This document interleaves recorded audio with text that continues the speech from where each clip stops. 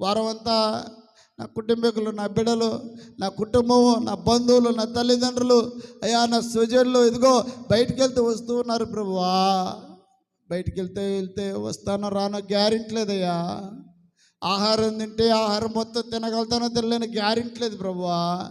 నీళ్ళు తాగితే తాగి నీళ్ళు మొత్తం లోపలికి పోతాయో లేదో గ్యారెంటీ లేదు నాయన.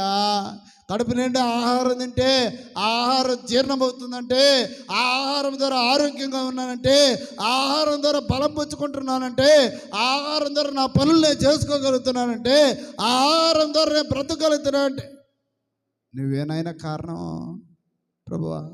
యేసయ్యా సహాయం చేయకపోతే నేనేమి చేయలేనయ్యా.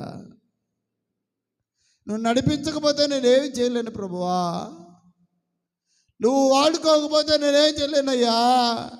ఆదివారం ఎందుకు దేవుని మందిరానికి వస్తున్నావా? మా మొక్కుబడిగా వస్తున్నావా?